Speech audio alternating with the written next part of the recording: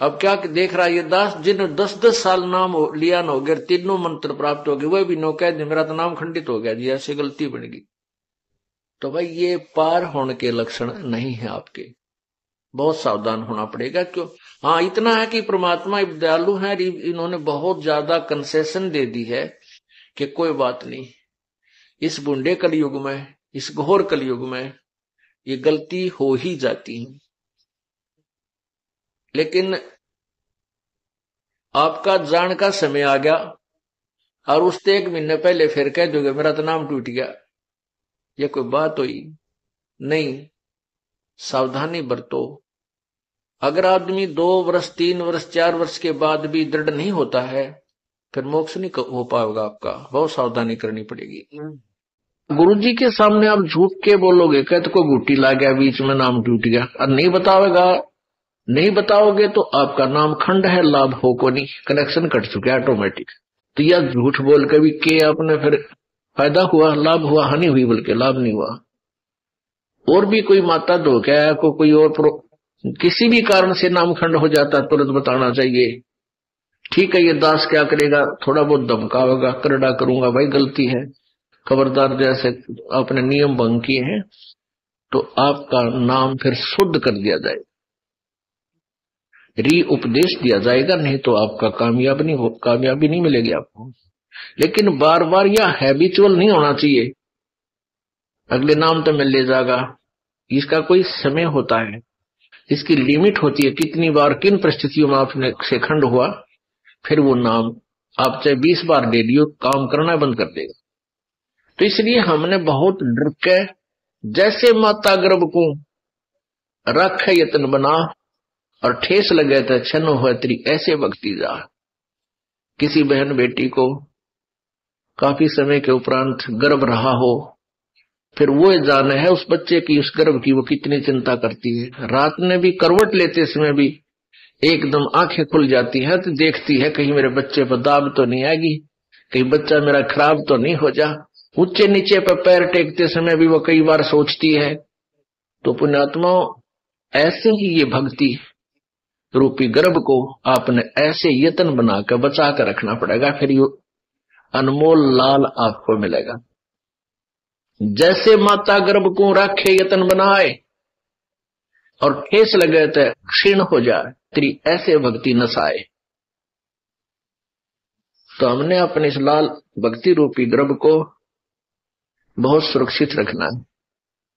ये बकवाद करने की बात नहीं है, ये मजाक की बातें नहीं है, इनको हृदय में धरना पड़ेगा कि हम क्या करने आए हैं, किस उद्देश्य से हमने उपदेश लिया है। ठीक है, शुरू प्रारंभ में हम आते हैं कोई दुख निवारण के लिए, वो भी होगा क्योंकि भगवान सारे काम करेगा, और फिर कुछ दिनों में आपको ज्ञान हो जाएगा, फिर आप कुछ नहीं मांगोगे, केवल यही मांगोगे परमात्मा चरणों में रखना, हे गुरुजी चरणों में रखना, दूर ना करना। क्योंकि जब हम चरणों में रहेंगे तो फिर परमात्मा कौन सा बालक है, अनजान है, उसने हमारी प्रॉब्लम का पता को नहीं, वो तो अंतर्यामी है, हमारी प्रॉब्लम हमें नहीं पता, उसको पता है। और जो सच्चे जलते अनन्य मन से पतिभरता पद पर आके भक्ति करते हैं, पतिभरता पद का अर्थ है कि किसी और इष्ट की पूजा नहीं करे, केवल अपने कबीर परमात्मा की, नथिंग एल्स। तो ऐसे पतिभरता स्त्री की कहते हैं, जो जब ऐसी मदद करता है परमात्मा, पतिभरता जमी पर दो धरे पाओ और समरस झाड़ू देते हैं, कहीं ना काटा लग जावे। जैसे पतिभरता यानी एक इष्ट पर आश्रित और सभी उपासनाएं छोड़कर सच्चे दिल से गुरु मर्यादा में चलती हुई जो आत्मा पुण्य आत्मा है, वो पतिभरता परमात्मा के प्रति है। और फिर अपने जीवन रूपी सफर में वो जितने भी कदम रखती है परमात्मा, उस पाप रूपी कांटों को आगे आगे बुहारता चलते हैं, झाड़ू देते हैं, कहीं मेरी प्यारी आत्मा को कांटा ना लग जा, यानी कोई कर्म दुख ना दे जावे। पतिव्रता जमी पर जो धर है पाओ और समर्थ झाड़ू देते है, कहीं ना काटा लग जावे।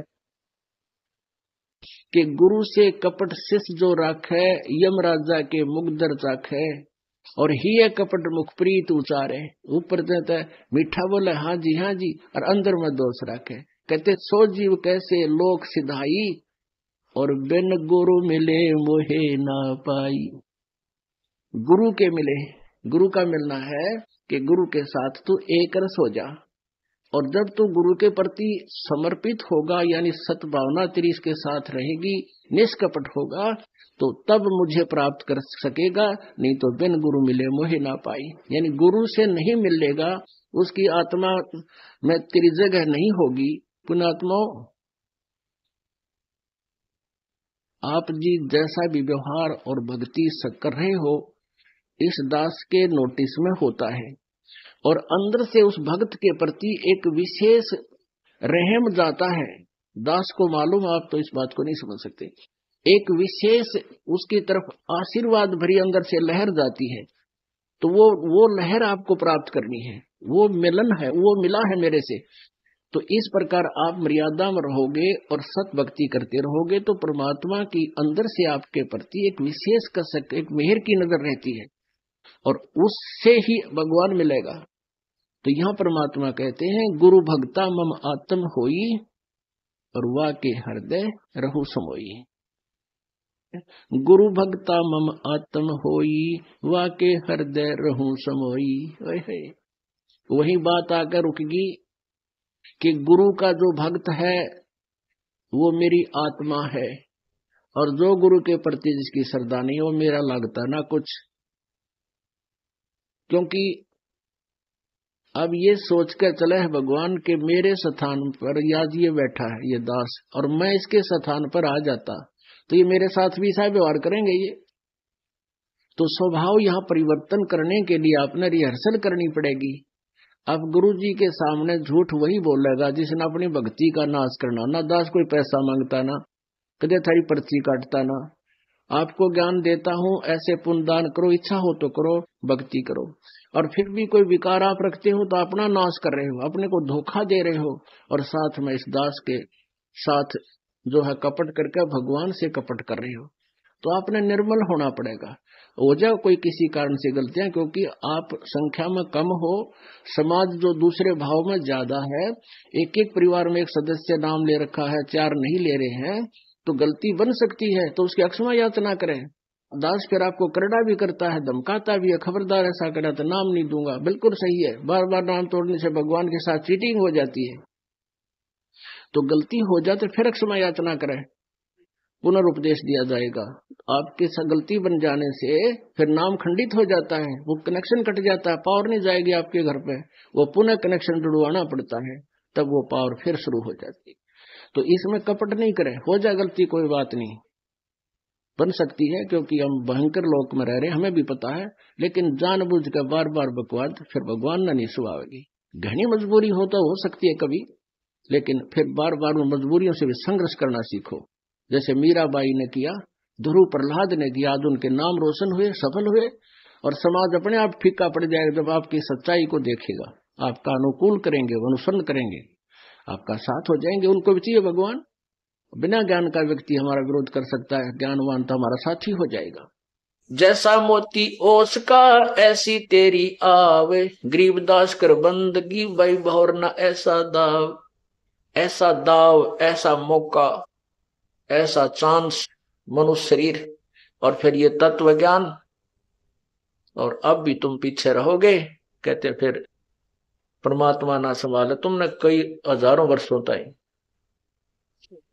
हजारों युगों तक नहीं संभालेगा, क्योंकि आप रिजेक्ट कर दिए जाओगे कि इतना कुछ होने के बावजूद भी, और फिर अपनी अज्ञानता और अपने ही ज्ञान के ऊपर आधारित होकर के अपने आप ही चले, संत की एक भी नहीं मानी। क्यों कुछ दिनों के बाद परमात्मा इतना सुख दे देता है, यूं सोचा बस मौज माजरी है, और ऐसे ही होना था। नहीं, यही भूल समाप्त कर देना कि प्रभु के चरणों में आने के बाद जो आपने पुण्यदान किया है, ये हो सकता आपका इस जीवन भी चल सके और 1-2 जीवन और भी चल सकता है, इतना पुण्य हो जाता आपका। लेकिन जिस दिन से आप संत से विमुख हो जाते हैं, उसी दिन आपका फुल स्टॉप हो जाता है। आप जो परमात्मा की मर्यादा को भंग कर देते हो, अपने मनमुखी शुरू हो जाते हो, उसी दिन से आपकी भक्ति पर फुल स्टॉप लग जाता है आगे की। जब तक आप पुनः उपदेश प्राप्त नहीं कर लेते, उपदेश प्राप्त कर लेने मात्र से भी नाम नहीं जुड़ जाता। परमात्मा कहते हैं इन बातों क्या पाइए कर सतगुर नजर निहाल, राजी कर सतगुर रूठे नू। ठीक है, कोई भक्त है पहले लगा हुआ है, फिर उसने बीच में बकवाद कर दी, दोबारा भी चौथा भी नाम ले जाता है। जब तक इस दास हृदय से उसको उपदेश नहीं देता, तब तक उसका पुनर्नाम सब नहीं जुड़ पाएगा। ये मेरे बस की बात नहीं, ये परमात्मा की ही प्रेरणा अंदर से होती है। नाम अवश्य दे दिया जाता है, क्योंकि हमारा स्वभाव है कि हो सकता है ये बालक फिर सुधर जाए, बच्चा भगवान का। तो इसलिए कहते हैं राजी कर सतगुरु रूठे नु, यानी अपने सतगुरु, मान ले आपसे गलती हो जाती है, सतगुरु क्यों रुष्ट होते हैं? क्योंकि आप वो विद्यार्थी से टीचर रुष्ट होता है जो कोई भी मर्यादा नहीं निभाता, बार बार समझाने के बाद भी शरारत करने से बाज नहीं आता, तो वो उससे रुष्ट होता है। ऐसे ही परमात्मा का मार्ग है, आप विद्यार्थी हैं, ये दास आध्यात्मिक टीचर है। आपके हित के लिए आपको समझाया बुझाया जाता है, गलती करते हो आपको धमकाया भी जाता है, आपके भविष्य को मद्देनजर रखते हुए। निदास का कोई लेन देन नहीं। अब जो बच्चे परमात्मा से विमुख हो गए, नाम ले रखा था, गलतियों पर गलतियां की, हमने उनको धमका दिया, उनका नाम काट दिया गया यहां से, इस विद्यालय से, तो वो बाहर चले जाते हैं अपने दूसरे क्षेत्र में या दूसरे संत के पास, या जैसी पूजाएं उसको पहले करते थे वो करने लग जाते हैं।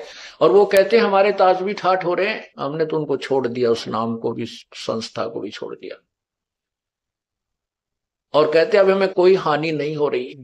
पुण्यात्माओं, आप जब तक आपका नाम जुड़ा है, आप कोई गलती करते हो, परमात्मा आपको झटका देता है एक आधा हल्का सा, ताकि तुम सुधर जाओ, सावधान हो जाओ, आगे गलती ना करो।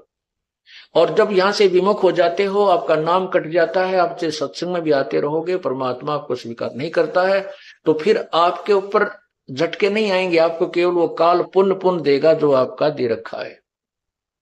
जैसे विद्यार्थी, जो बच्चा स्कूल में आता है, गलती करता है, टीचर उसको पीटता भी है, एक आधा थप्पड़ भी मार दे, खुड़कावत धमकाता भी है, और जब वो बच्चा स्कूल छोड़कर चला जाता है, फिर चाहे वो गधे पर बैठ कर वारी लेता रहे, कहीं घूमता रहो, कहीं खेलो, वो टीचर उसको कुछ नहीं कहेगा, उसके साथ से निकल जाएगा, वो कितनी शरारत कर रहा हो, वो नहीं, टीचर नहीं बोलेगा उससे, क्योंकि अब उसका विद्यार्थी नहीं रहा। इसी प्रकार जो अनजान व्यक्ति यहां से चले गए, उनको पूर्व जन्म की जो यहां रहते हुए और इस जन्म में भी जो पुण्य किए, भक्ति की, वो काल उनको अवश्य देगा, और उसके कारण वो ठाठ करते नजर आएंगे, और हो सकता है इस जीवन में कोई हानि भी ना हो, क्योंकि उनको पीटेगा नहीं अध्यापक, क्योंकि वो अब विद्यार्थी नहीं रहे और अपना जीवन बर्बाद कर रहे हैं। फिर मजदूर लगेंगे जो विद्यार्थी विद्यालय छोड़कर चले जाते हैं टीचर के धमकाने खुरकाने से, तो सफल नहीं हुआ करते। तो इसी प्रकार हमने उस परमात्मा की भक्ति करनी है। तो क्या कहते हैं, ये जो सतनाम आपको मिला है, सतनाम, और इस सतनाम को मिलने के उपरांत आपको सारनाम नहीं मिला और आपकी मृत्यु होगी। आपको न जाने कितने जन्म मनुष्य के मिल जाएंगे, मोक्ष नहीं है, मनुष्य के जन्म मिलेंगे, अच्छे से अच्छे जन्म मिलेंगे, और फिर आपके ये दोनों मंत्रों की कमाई जब समाप्त हो जाएगी, आप फिर सिंपल मैन बनोगे, साधारण व्यक्ति के घर में जन्म होगा, और उस समय ये दयालु परमात्मा फिर आपको अवश्य संभालेगा, आपको 84 लाख योनियों में नहीं जाने देगा, शीघ्र सी नहीं जाने देगा, यानी फिर हम बिल्कुल नहीं सुनेंगे, वो बात है अलग। तो पुण्यात्मा, ये भी कच्चा काम रह जाएगा यदि सतनाम ही प्राप्त हो गया और आपकी मृत्यु होगी, सारनाम योग्य नहीं बने, नखरे करते रहे। अब क्या देखता है ये दास, नाम ले गया था जी पिछला महीने और नाम खंडित हो गया, पहला नाम लिया था, दोबारा लूंगा।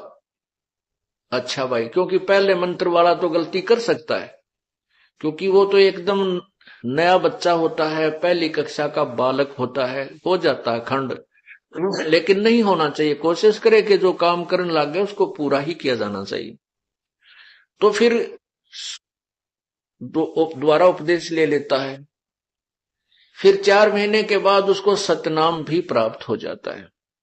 सतनाम लेने के बाद फिर 6 महीने के बाद फिर कह जी नाम खंडित हो गया मेरा, तो ऐसा हो गया वैसा हो गया। अच्छा भाई, 1-2 साल के बाद फिर कहेगा जी मुझे शंका है मेरा शायद नाम खंडित हो गया, और करे बिना रहता नहीं, आप गलती अवश्य कर देता है। तो पुण्यात्मा कोई बात नहीं, अब परमात्मा ने आपको पार करना है। ये अब बैन उठ गया है कलयुग में। ये समय आ गया है कि सभी प्राणी जो इस तत्व ज्ञान को ग्रहण करके इस मार्ग पर लग जाएंगे सभी पार हो जाएंगे। लेकिन पार होंगे वो जो बार बार ये अपने नाम को खंडित ना होने देंगे। अब क्या देख रहा है ये दास, जिन 10-10 साल नाम लिया न हो गया, तीनों मंत्र प्राप्त हो गए, वह भी नो कह मेरा तो नाम खंडित हो गया जी, ऐसी गलती बन गई। तो भाई ये पार होने के लक्षण नहीं है आपके, बहुत सावधान होना पड़ेगा। क्यों? हाँ इतना है कि परमात्मा दयालु है, इन्होंने बहुत ज्यादा कंसेशन दे दी है कि कोई बात नहीं, इस बूढ़े कलयुग में, इस घोर कलयुग में ये गलती हो ही जाती है। लेकिन आपका जान का समय आ गया और उससे 1 महीने पहले फिर कह दोगे मेरा तो नाम टूट गया, ये कोई बात हुई? नहीं, सावधानी बरतो। अगर आदमी 2 वर्ष 3 वर्ष 4 वर्ष के बाद भी दृढ़ नहीं होता है, फिर मोक्ष नहीं हो पाएगा आपका, बहुत सावधानी करनी पड़ेगी। सत साहिब जी, इस वीडियो के बनाने का उद्देश्य हमारा किसी को भी नीचा दिखाना व किसी की भावनाओं को ठेस पहुंचाने का नहीं है। इस वीडियो के बनाने का उद्देश्य हमारा संसार के सभी मानव समाज तक तत्व ज्ञान को पहुंचाना है। तो आइए देखते हैं संत रामपाल जी महाराज जी द्वारा तत्व ज्ञान को, उनके द्वारा लिखी गई पुस्तक अंधश्रद्धा भक्ति खतरा ए जान से। भूमिका। अंधश्रद्धा का अर्थ है बिना विचार विवेक के किसी भी प्रभु में आस्था करके उसे प्राप्ति की तड़फ में पूजा में लीन हो जाना, फिर अपनी साधना से हटकर शास्त्र प्रमाणिक भक्ति को भी स्वीकार न करना। दूसरे शब्दों में प्रभु भक्ति में अंधविश्वास को ही आधार मानना। जो ज्ञान शास्त्रों के अनुसार नहीं होता उसको सुन सुनाकर उसी के आधार से साधना करते रहना। वह साधना जो शास्त्रों के विपरीत है बहुत हानिकारक है। अनमोल मानव जीवन नष्ट हो जाता है। जो साधना शास्त्रों में प्रमाणित नहीं है उसे करना तो ऐसा है जैसे आत्महत्या कर ली हो। आत्महत्या करना महापाप है। इसमें अनमोल मानव जीवन नष्ट हो जाता है।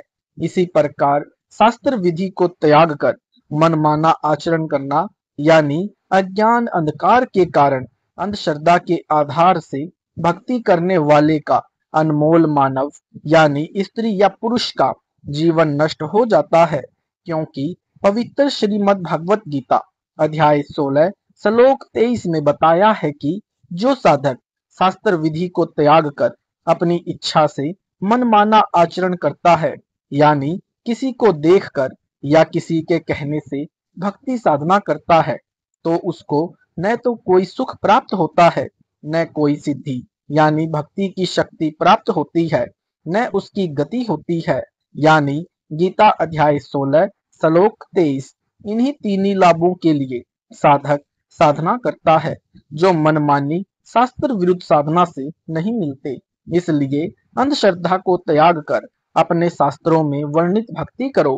गीता अध्याय 16 श्लोक 24 इसमें स्पष्ट किया है कि इससे तेरे लिए अर्जुन कर्तव्य यानी जो भक्ति क्रियाएं करनी चाहिए तथा अकर्तव्य यानी जो भक्ति क्रियाएं नहीं करनी चाहिए की व्यवस्था में शास्त्रों में वर्णित भक्ति क्रियाएं ही प्रमाण है। यानी शास्त्रों में बताई साधना कर, जो शास्त्र विपरीत साधना कर रहे हो उसे तुरंत त्याग दो। इस पुस्तक में आप जी को कर्तव्य यानी जो साधना करनी चाहिए और जो अकर्तव्य है यानी त्यागनी चाहिए सब विस्तार से शास्त्रों से प्रमाणित सहित पढ़ने को मिलेंगी। अपने पवित्र धर्म ग्रंथों के प्रमाणों को इस पुस्तक में पढ़ें और फिर शास्त्रों से मेल करें। आंखों देखकर तुरंत शास्त्र विरुद्ध साधना त्याग कर शास्त्र विधि अनुसार साधना मेरे यानी लेखक के पास आकर प्राप्त करें। आप जी को स्पष्ट कर दूं कि वर्तमान में पूरे विश्व में मेरे यानी रामपाल दास के अतिरिक्त शास्त्रों के अनुसार संपूर्ण अध्यात्म ज्ञान तथा संपूर्ण भक्ति विधि किसी के पास नहीं है। यह आप जी को इस पवित्र पुस्तक अंधश्रद्धा भक्ति खतरा ए जान के पढ़ने से स्वतः विश्वास हो जाएगा। यदि कोई आंखों देखकर पढ़कर भी शास्त्र विधि विरुद्ध साधना नहीं त्यागेगा और शास्त्र विधि अनुसार प्रारंभ नहीं करेगा तो वह भक्ति करना नहीं चाहता। कबीर जी ने ऐसे व्यक्ति के विषय में कहा है कि कबीर जानबूझ साची तजे करे झूठ से ने ताकि संगति है प्रभु सौपन में भी ना दे। शब्दार्थ जो आंखों देख कर भी सत्य को स्वीकार नहीं करता वह शुभ कर्म ही प्राणी है। ऐसे व्यक्ति से मिलना भी उचित नहीं है। जागृत की तो बात छोड़ो, ऐसे कर्महीन व्यक्ति यानी स्त्री या पुरुष हो से तो सौपन में भी सामना ना हो। फिर कबीर जी ने कहा है कि ऐसा पापी पर भात ना भेटो मुख देखे पाप लगे जाका 9-10 मास गर्भ त्रास दई धिक्कार जन्म तिसकी माँ का। शब्दार्थ ऐसा निर्भाग व्यक्ति सुबह सुबह ना मिले, ऐसे का मुख देखने से भी पाप लगता है। उसने तो अपनी माता जी को भी व्यर्थ में 9-10 महीने गर्भ का कष्ट दिया। उसने अपनी माता का जन्म भी व्यर्थ कर दिया। कबीर जी ने फिर कहा है कि कबीर या तो माता भक्त जने या दाता या शूर या फिर रहे बांझड़ी क्यों व्यर्थ गवावे नूर। शब्दार्थ कबीर जी ने कहा है कि या तो जननी भक्त को जन्म दे जो शास्त्र में प्रमाण देखकर सत्य को स्वीकार करके असत्य साधना त्याग कर अपना जीवन धन्य करे, या किसी दान वीर पुत्र को जन्म दे जो दान धर्म करके अपने शुभ कर्म बनाए, या फिर शूरवीर बालक को जन्म दे जो परमार्थ के लिए कुर्बान होने से कभी न डरता हो, सत्य का साथ देता है, असत्य तथा अत्याचार का डटकर विरोध करता है। उसके चलते या तो स्वयं मर जाता है या अत्याचारी की सेना को मार डालता है। अपने उद्देश्य से डगमग नहीं होता। यदि ऐसी अच्छी संतान उत्पन्न न हो तो निसंतान रहना ही माता के लिए शुभ है। पशुओं जैसी संतान को गर्भ में पालकर अपनी जवानी को क्यों नष्ट करे, यानी निकम्मी संतान गलती करके माता पिता पर 304 का मुकदमा बनवाकर जेल में डलवा देती है। इससे तो बांझ रहना ही उत्तम है। सर्व मानव समाज से करबद्ध नरम निवेदन है कि आप सब शास्त्रों के विरुद्ध साधना कर रहे हो। इस पवित्र पुस्तक को पढ़कर सत्य से परिचित होकर अपना अनमोल मानव यानी स्त्री या पुरुष का जीवन धन्य बनाओ, अपना कल्याण करवाओ। सत साहिब जी। सर्व का शुभ चिंतक लेखक दासन दास रामपाल दास, पुत्र शिष्य स्वामी राम देवानंद जी, सतलोक आश्रम हरियाणा भारत। 2 शब्द अपने पूज्य इष्ट देव के प्रति दृढ़ प्रेम श्रद्धा कहलाता है। अपने इष्ट में श्रद्धा किस कारण से होती है? उत्तर यह है कि मानव यानी स्त्री या पुरुष को पता चलता है कि परमात्मा सर्व सुख प्रदान करता है, संकट के समय श्रद्धालु की रक्षा करता है, मनोकामनाएं पूर्ण करता है, रोगी को स्वस्थ करता है। परमात्मा भक्त या भक्तमती की आयु भी वृद्धि की यानी वृद्धि कर देता है, दुर्घटना से रक्षा करता है, निर्धन को धन, अंधे को आंखें, बांझ को संतान परमात्मा देता है। श्रद्धालु का उद्देश्य परमात्मा की भक्ति करके उपरोक्त लाभ प्राप्ति का होता है। श्रद्धालु अपने धर्म के शास्त्रों को सत्य मानता है, यह भी मानता है कि हमारे धर्म गुरु हमें जो साधना जिस भी इष्ट देव की करने को कह रहे हैं वे साधना शास्त्रों से ही बता रहे हैं, क्योंकि गुरु जी रह रहकर कभी गीता को आधार बताकर, कभी शिव पुराण, विष्णु पुराण, देवी पुराण, कभी कभी चारों वेदों यानी ऋग्वेद, यजुर्वेद, सामवेद तथा अथर्ववेद में से किसी एक या 2 वेदों का हवाला देकर अपने द्वारा बताई भक्ति विधि को शास्त्रोक्त सिद्ध करते हैं। श्रद्धालुओं को पूर्ण विश्वास होता है कि जो साधना अपने धर्म के व्यक्ति यानी स्त्री या पुरुष कर रहे हैं यह सत्य है। जब बच्चा यानी लड़का या लड़की समझ रखने योग्य बड़ा होता है तो वह अपने धर्म के व्यक्तियों को जैसी भी व्यक्ति साधना करते दिखता है वह निसंशय होता है कि ये सब वर्षों से करते आ रहे हैं। यह साधना सत्य है। वह भी उसी पूजा पाठ को करने लग जाता है। आयु बीत जाती है। अंधश्रद्धा भक्ति एक दूसरे को देखकर की जा रही भक्ति यदि शास्त्रोक्त नहीं है तो वह अंधविश्वास यानी अंधश्रद्धा भक्ति मानी जाती है। यहाँ पर यह भी बताना अनिवार्य समझता हूँ कि कुछ व्यक्तियों ने मेरे विषय में भ्रम फैला रखा है कि ये देवी देवताओं की भक्ति छुड़वाता है। यह बिल्कुल गलत है। मैं सर्व देवताओं की शास्त्रोक्त साधना करने की राय देता हूँ जिससे साधक को यथार्थ लाभ मिलता है तथा पूर्ण परमात्मा को इष्ट रूप में पूजा करने की राय देता हूँ जिससे मोक्ष की प्राप्ति होती है। वर्तमान जीवन में भी अनेकों लाभ होते हैं जो परमात्मा से अपेक्षा की जाती है। धार्मिक भावनाओं को ठेस यदि कोई सज्जन पुरुष यानी स्त्री या पुरुष उस अंधश्रद्धालु को कहे कि आप जिस देवी देवता को इष्ट मानकर जो साधना कर रहे हो यह गलत है, इससे आपको कोई लाभ नहीं मिलेगा, आपका मानव जीवन नष्ट हो जाएगा।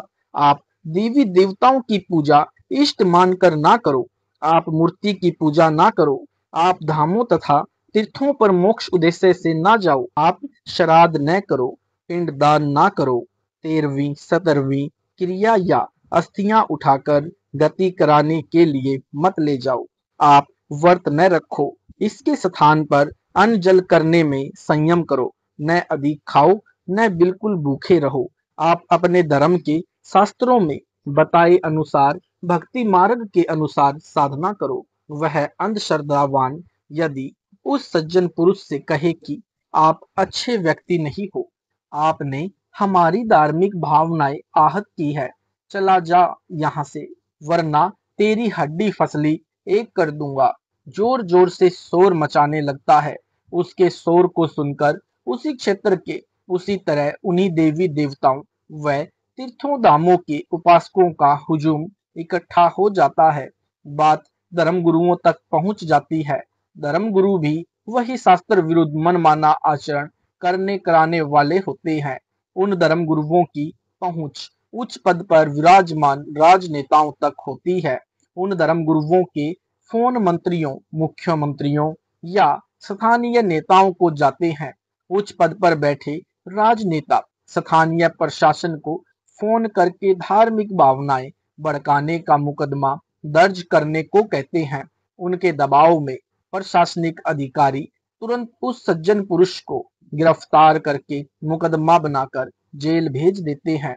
जीवित उदाहरण सन 2011 में मेरी यानी रामपाल दास लेखक के अनुयायी यानी जिनमें बेटियां भी शामिल थी, मध्य प्रदेश प्रांत के शहर जबलपुर में पुस्तक ज्ञान गंगा यानी जो मेरे सत्संग प्रवचनों का संग्रह करके तैयार कर रखी है का प्रचार कर रहे थे।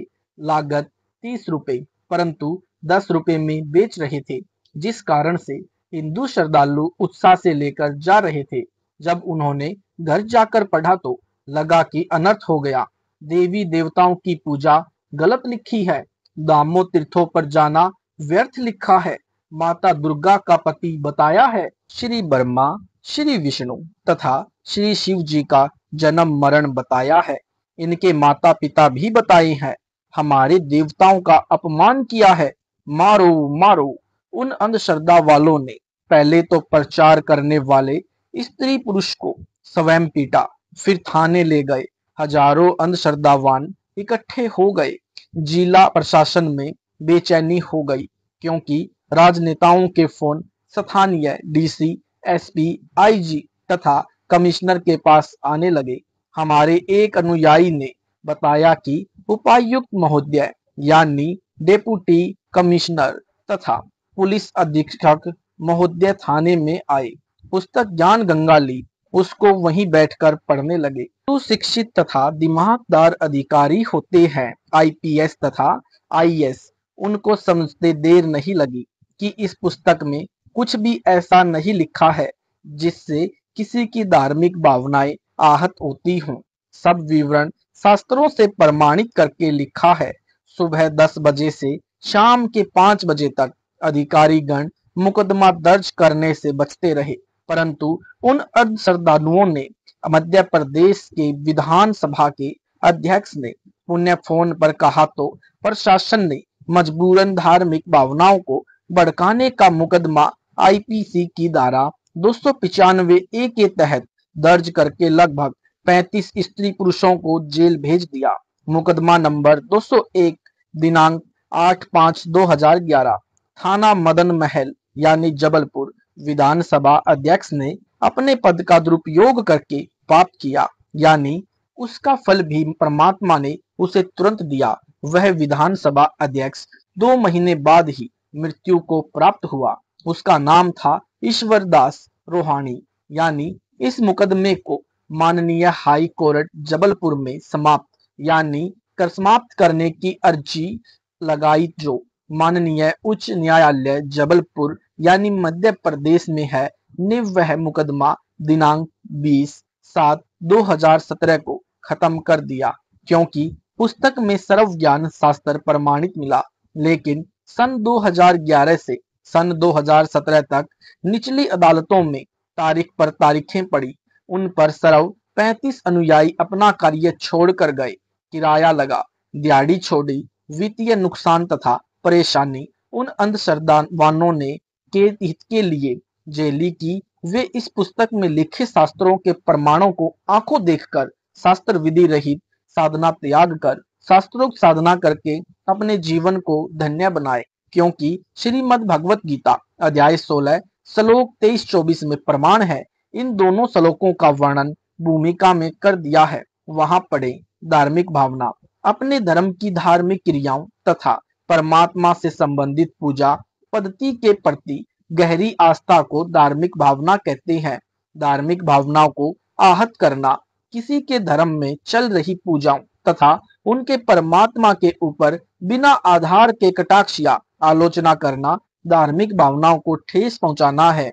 तर्क वितर्क किसी विषय पर अपनी अपनी राय देना, अन्य की राय का खंडन करना व अपनी का मंडन करना, अन्य द्वारा अपने सिद्धांत का समर्थन करना, उसके विचारों को गलत बताना, यह तर्क वितर्क है। इसमें किसी ग्रंथ को आधार माना जाए तो समाधान है, अन्यथा झूठा झगड़ा है। लेखक का उद्देश्य किसी की धार्मिक भावनाओं को ठेस पहुंचाना नहीं है, परंतु शास्त्रों को आधार मानकर तर्क वितर्क किया है। सर्व शास्त्रों के प्रमाण को आधार रूप में देखकर यथार्थ आध्यात्मिक ज्ञान तथा मोक्ष मार्ग को उद्धत यानी उजागर किया है। यदि इसे धार्मिक भावनाओं का आहत होना माना तो दुख होगा। मेरा यानी लेखक का उद्देश्य विश्व के मानव को परमात्मा की खोज में इधर उधर भटकने से बचाकर प्रमाणित तथा लाभदायक शास्त्रोक्त अध्यात्म ज्ञान व साधना बताऊं, उनके मानव जीवन की रक्षा करूं। यदि यह धार्मिक भावनाओं को आहत महसूस होगा तो कोई बात नहीं, फिर तो यह करना आवश्यक है। उदाहरण, एक समय एक लड़के ने कुछ बच्चों को पार्क में एक लकड़ी के खंबे पर चढ़ते उतरते खेलते देखा। उसने गली में खड़े बिजली के खंबे पर चढ़ना प्रारंभ किया। एक सज्जन पुरुष ने उसे देखा और दौड़कर उसे ऐसा करने से रोका। बच्चा रोने लगा। माता पिता को बताया कि एक व्यक्ति ने मुझे खेलने से रोका। वह व्यक्ति उसी गली में रहता था। माता पिता उस बच्चे को लेकर उस व्यक्ति के पास गए और कारण जाना तो पता चला उस व्यक्ति ने तो बच्चे के जीवन की रक्षा की है। बच्चे के माता पिता गए तो थे झगड़ा करने के उद्देश्य से, परंतु उस व्यक्ति के उपकार का धन्यवाद करके आए। मेरा यानी लेखक का यही उद्देश्य है कि हिंदू धर्म के सब व्यक्ति लकड़ी के खंभों पर खेल यानी बिजली के खंभों पर चढ़कर मर रहे हैं, यानी शास्त्र विरुद्ध मनमाना आचरण करके अनमोल मानव जीवन व्यर्थ कर रहे हैं। उनको शास्त्रोक्त साधना करने के लिए बाध्य करूं, क्योंकि वे मेरे बंधु हैं, मेरे देश के वासी हैं। परमात्मा के अबोध यानी अध्यात्म ज्ञान में अनजान बच्चे हैं।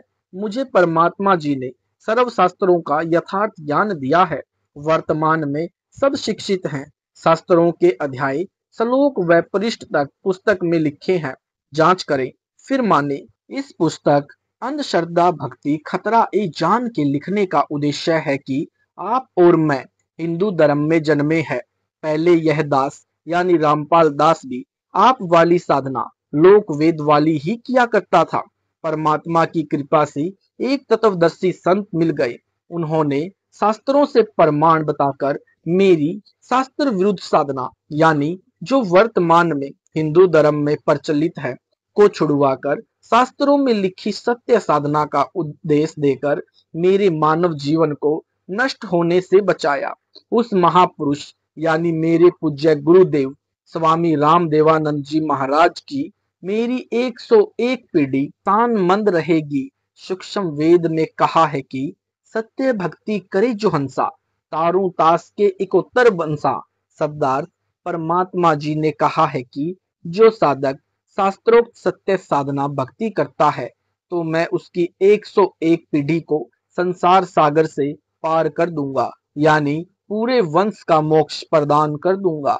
प्रिय पाठकों, मेरी तो 71 पीढ़ी निसंदेह पार होंगी। मेरे को दीक्षा देने का अधिकार उस महापुरुष ने दे दिया है जो मेरे से दीक्षा लेकर शास्त्र विरुद्ध पुरानी साधना त्याग कर शास्त्रोक्त साधना अपनी आंखों से शास्त्रों में देखकर विश्वास के साथ आजीवन करेगा। वह तथा उसकी 71 यानी 101 पीढ़ियां भवसागर से पार हो जाएंगी।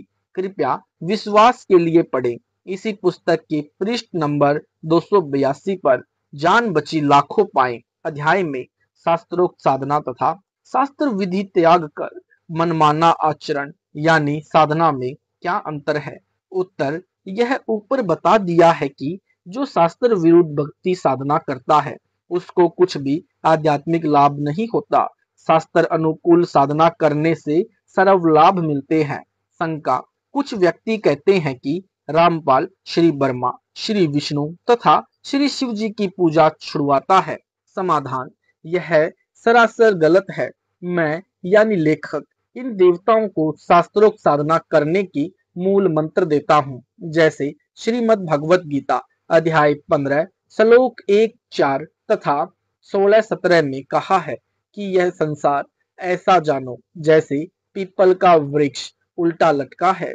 ऊपर को मूल यानी जड़ तो परम अक्षर पुरुष है, तना अक्षर पुरुष है, उससे मोटी डार नकली है, वह शर पुरुष यानी काल ब्रह्म है, जिसे ज्योति निरंजन भी कहते हैं। उस डार से तीनों गुण रूपी यानी रजगुण ब्रह्मा, सतगुण विष्णु तथा तमगुण शिव रूपी शाखाएं निकली हैं तथा उन शाखाओं पर लगे पत्ते संसार का अंश जानो। विचार करो पाठक जनों, हम आम का पौधा वन विभाग की नर्सरी से लाकर जमीन में गड्ढा बनाकर रोपेंगे, उसकी जड़ की सिंचाई करेंगे। उद्देश्य रहेगा कि यह पौधा पेड़ बने और शाखाओं को फल लगे और हम खाएं और अन्य को खिलाएं या बेचकर अपना निर्वाह चलाएं। क्या हम पौधे की शाखाओं को तोड़ फेंकेंगे? उत्तर है कि कभी नहीं। इसी प्रकार तीनों देवता यानी ब्रह्मा, विष्णु, शिव प्राणी को कर्मों का फल देते हैं। ये हमारी साधना के भी अभिन्न अंग है, इनको छोड़ नहीं सकते। इन तीनों देवताओं से लाभ लेने के विशेष मंत्र हैं जो सूक्ष्म वेद में बताए हैं, जो मेरे पास हैं, विश्व में किसी के पास नहीं है। जैसे भैंसा यानी झोटा होता है, उस भैंसे का एक मूल मंत्र है, उससे उसको पुकारने से वह तुरंत सक्रिय हो जाता है। वह उस मंत्र के वश है, उसके बस की बात नहीं रहती। वह मंत्र हुर हुर है, जिसको सुनते ही भैंसे के कान खड़े हो जाते हैं। इस मंत्र का प्रयोग वह व्यक्ति करता है जिसने अपनी भैंस को भैंसे से गर्भ धारण करवाना होता है। यदि उस पशु को उसके प्रचलित नाम भैंसा भैंसा करके पुकारें तो वह टस से मस नहीं होता। ठीक इसी प्रकार इन तीनों देवताओं ब्रह्मा, विष्णु, महेश के यथार्थ मंत्र साधना करने के जिनके जाप से ये शीघ्र प्रभावित होते हैं तथा तुरंत कर्म फल देते हैं। हमने पूजा मूल रूप परम अक्षर ब्रह्म यानी परमेश्वर को इष्ट रूप मान कर करनी है। जैसे आम के पौधे की जड़ की सिंचाई यानी पूजा करने से पौधे के सर्व अंग विकसित होते हैं यानी सर्व देवता प्रसन्न होते हैं। शास्त्र विधि विरुद्ध साधना वह है जिसमें संसार रूपी पौधे को शाखाओं की ओर से जमीन में गड्ढा खोद कर मिट्टी में गाड़ कर इन शाखाओं की सिंचाई यानी पूजा करते हैं। जड़ को ऊपर कर देते हैं जो व्यर्थ है। मूर्ख ही ऐसा कर सकते हैं, बुद्धिमान नहीं। इस विषय में अधिक जानकारी आप जी भक्ति किस प्रभु की करनी चाहिए गीता अनुसार में इसी पुस्तक के पृष्ठ नंबर 147 पर पढ़ेंगे।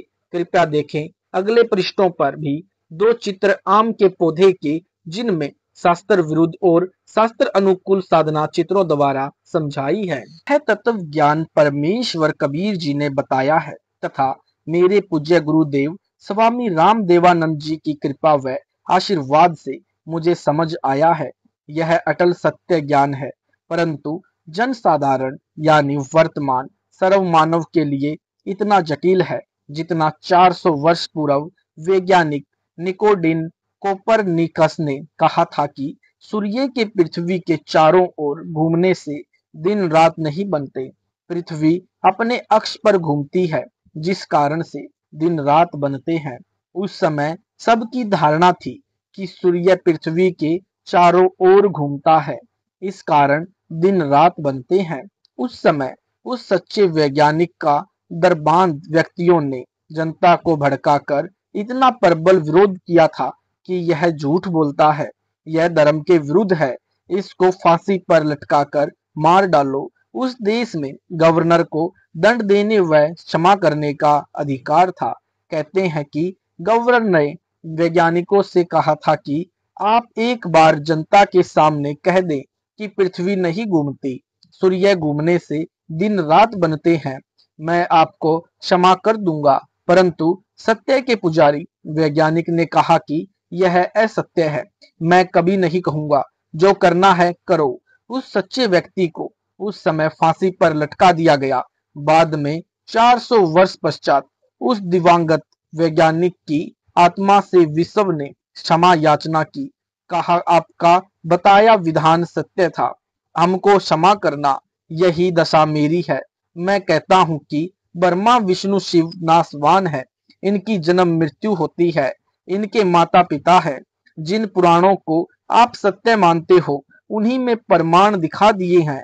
धर्मांध संत मंडलेश्वर अखंडों के महंत जन मेरे सत्य ज्ञान का घोर विरोध कर तथा करवा रहे हैं, जिस कारण से मेरे ऊपर झूठे मुकदमे बनवाकर जेल में डाला जाता है, प्रचार बंद करवाया जाता है।